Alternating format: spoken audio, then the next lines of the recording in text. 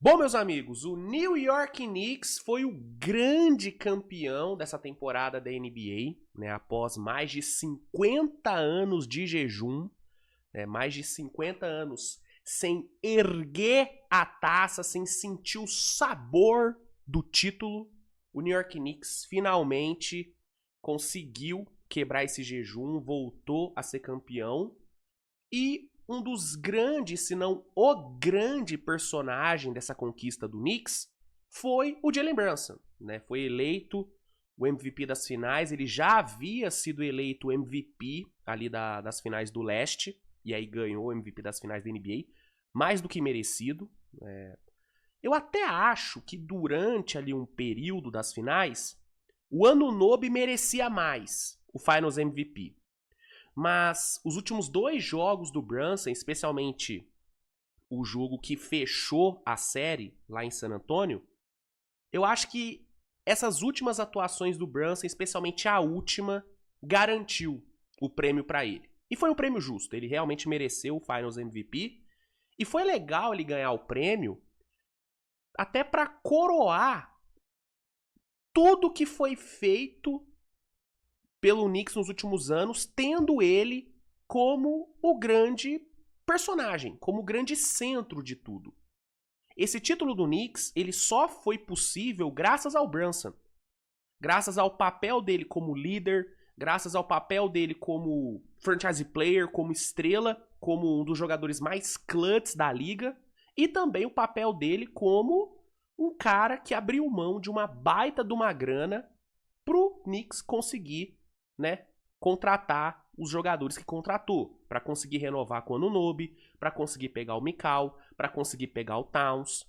Esse elenco do Knicks, ele só foi possível, ele só foi viável graças à grana que o Brunson deixou na mesa. Então, esse prêmio ter ido para ele é justo. É justo, é merecido e é simbólico, né? Porque ele premia o cara que dá o nome dessa geração do Knicks, que é a geração Brunson, que é a era Brunson, que já é uma era extremamente vencedora, porque quebrou o jejum de mais de 50 anos. Inclusive, com esse título, o Brunson ele se coloca, na minha opinião, como o maior jogador do Knicks da história. Com todo respeito ao Patrick Ewing, que inclusive o pai do Brunson falou que é o maior Knicks da história ainda, mas eu discordo. Para mim, o Brunson, com esse título, com essa quebra de jejum, ele se coloca como o maior jogador do Knicks de todos os tempos. Eu, pelo menos, coloco ele como o GOAT do Knicks. Não sei como que a torcida avalia, não sei qual que é a opinião do torcedor, mas para mim, o Brunson já é o maior Knicker, né, de todos os tempos. Mas enfim, por que eu tô fazendo toda essa introdução? Porque nesse vídeo eu vou reagir ao LeBron James e ao Steve Nash falando sobre o que faz o Brunson ser tão bom, o que faz o Brunson ser tão perigoso dentro de quadra. Esse aqui é um trecho do Mind Game, que é o podcast que os dois têm. E aí, vamos aqui reagir ao que eles falaram. E vambora, vambora. Vamos aqui entender o que faz o Brunson ser tão bom, né? Vambora. E outros, sim. Você sabe que outros armadores pequenos levaram seus times a títulos? É muito raro ganhar. Ah, pera aí que eu coloquei dublado aqui, pelo amor de Deus. Não, né? Original, né? Só a legendinha. Eu quero ouvir a voz do velho. Pô, isso. What other, what other Precisa da legenda, né? Porra. small guards have led their team to titles? It's to, rare. To winning it? Yeah, To winning it? yeah. I can't think of one Right. besides Isaiah. Yeah. You know, obviously we've had guys get close. I mean, I think of Allen Iverson, who got that team to the finals versus the Lakers, obviously in 2001, I believe that was. Steph, Steph yeah. is not a small guard, though, is he? Yeah. O Curry tem mais de 1,90, né? Apesar do Curry ser baixo, ele não é tão baixo como o Brunson. O Brunson tem 1,88. Inclusive existia a Becky Hammond, né? Lendária treinadora da WNBA, múltiplas vezes campeã ali com Aces. a fala dela viralizou muito depois do título do Knicks, né? Porque ela havia falado um tempo atrás que nenhum time conseguiria ser campeão tendo um franchise player baixo, né? Tendo como seu principal jogador um cara baixinho, como é o caso do Brunson. E aí o Brunson vai lá, é campeão, e aí, né, a fala da Becky Hammon, ela, né, viralizou, né? Viralizou, galera, né, tacando hate na Becky Hammon. Eu discordava muito dessa opinião dela na época e, obviamente, com o título do Brunson, o título do Knicks, eu discordo ainda mais, né? Fica ainda mais fácil discordar da fala dela. Mas apesar de eu discordar, não é como se ela não tivesse embasamento pra falar o que ela falou na época, porque realmente, o próprio LeBron tá com dificuldade de lembrar de times que foram campeões com o armador baixo sendo o principal jogador do time. Ele só lembrou do Isaiah e agora do Jalen Brunson. E realmente, cara, é raro de acontecer, mas não é uma regra. E o Brunson meio que comprovou que não é uma regra. Ou que ele é a exceção que comprova a regra. Pode ser isso também, né? I mean, he is, but he's not really a point. He's kind of a Yeah, combo. I guess Allen Iverson is a combo too, Combo right? too. Yeah. I would say. I mean, maybe it's because Steph is just so Different? ridiculous. You know, he's so I just think he's just so ridiculous. different. I don't Right. give Steph the point guard Right. nod Yeah. because he's so different. Like, with Zeke, you knew Zeke was the one, Dumars was the two. You kind of knew that. You knew those, he brought the ball up, he handled the rock. You knew he was the point. He really wasn't letting other people bring the ball up. With Steph, he's so dynamic to the point where Plays off the ball a he lot. can play off the ball. When they was winning championships, shit. Essa é uma dificuldade que muita gente tem, né? Na hora de colocar o Curry como armador. Porque muita gente não considera o Curry armador. Porque ele não é um armador clássico. Ele é um armador completamente diferente. É um armador que a sua principal qualidade, além do arremesso, é jogar sem a bola nas mãos. É jogar fora da bola. Né? O Curry é dono do melhor trabalho off-ball de todos os tempos. E isso é uma característica que, normalmente, o armador clássico não tem. O armador clássico não joga fora da bola. Ele joga com a bola. Ele conduz tudo. Então a galera realmente tem uma dificuldade de colocar o Curry como armador. Mas ele é armador, gente. Ele é armador e pra mim, já falei, é o maior armador de todos os tempos. Pra mim ele já superou o Magic Johnson. Mas aí, opinião minha, eu sei que é impopular, mas é a minha visão. Shit, Sean, Livingston was bringing the ball up. Iggy was bringing the ball up. Draymond was bringing the ball up. But I guess if you had to, the old school ways of saying who's the point, who's the two, who's the three, who's the small four, like then you would say Steph as well. Yeah. So Zeke and Steph, but besides that, and Jalen Brunson is trying to do that as well. Yeah, I mean, Isso aqui foi antes do título do Knicks, tá? Só pra situar vocês na linha do tempo. Isso aqui foi antes do Knicks ser campeão. you have to in some ways have the perfect team around a small guy, especially I think nowadays the way the game's played where they space the floor so much offensively, for that small guy to be able to guard his yard is impossible. Yeah. So you have to have these long Mikal Bridges, OG Anunoby, Josh Hart, Right. Cat, Robinson, guys around him.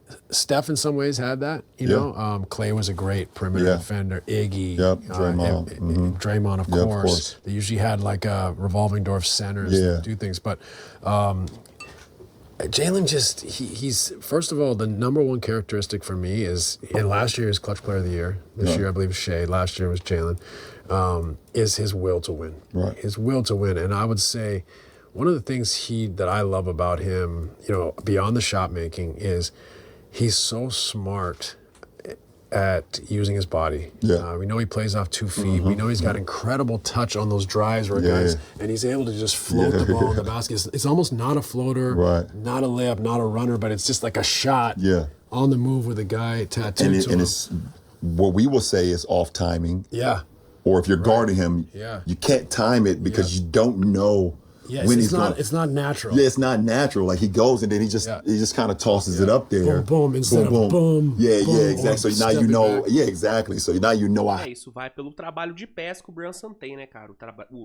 Pra mim, cara, Brunson e Shea. Brunson e Shea pra mim são os donos do melhor trabalho de pés da liga atual. Pra mim, ninguém tem um trabalho de pés igual Brunson e Shea. É uma coisa impressionante, né, o trabalho de pés que esses caras têm. E esse arremesso fora de timing que o LeBron tá falando, e o Steve Nash também, que o Brunson tem, vai muito por conta disso, por conta desse trabalho de pés absurdo que ele tem, o timing que ele tem. O Brunson, ele é um absurdo, cara. Ele é muito diferente.